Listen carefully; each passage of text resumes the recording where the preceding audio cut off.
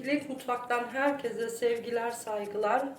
Bugün size çorba tarifim var arkadaşlar. Nohutlu, mantılı, çok pratik ve lezzetli olan bu çorbanın tarifini vermek istedim.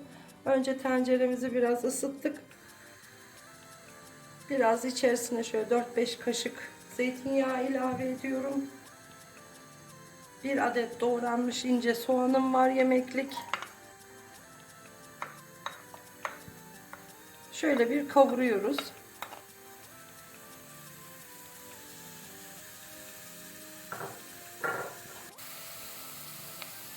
Soğanlarımız pembeleşmeye başladı.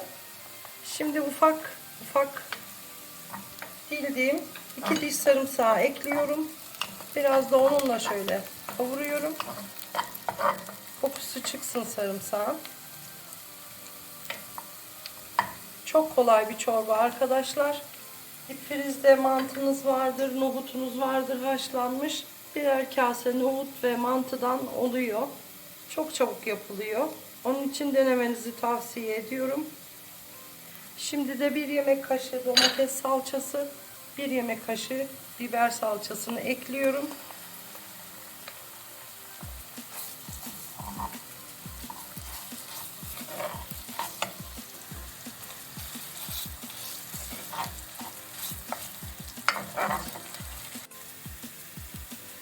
Salçamız da kavruldu. Şimdi 1 tatlı kaşığı toz biber ilave ediyorum.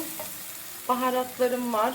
1 tatlı kaşığı tuz, 1 çay kaşığı pul biber, yarım çay kaşığı karabiber, 1 tatlı kaşığı nane. Baharatını, tuzunu kendi damak zevkinize göre ayarlayabilirsiniz.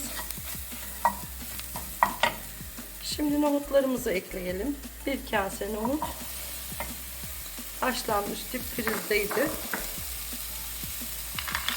1 kase de mantı. Şimdi 1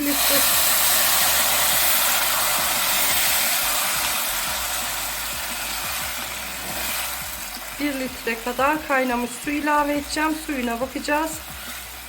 Çekerse ilave edeceğiz.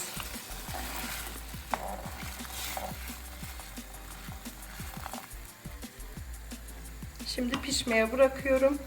Mantılarımız yumuşayana kadar pişireceğiz.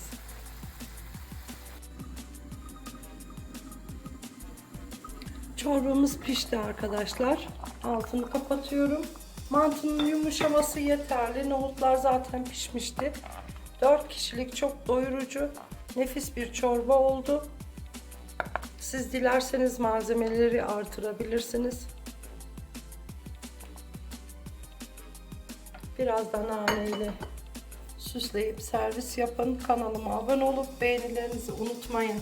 Sağlıkla kalın, hoşça kalın.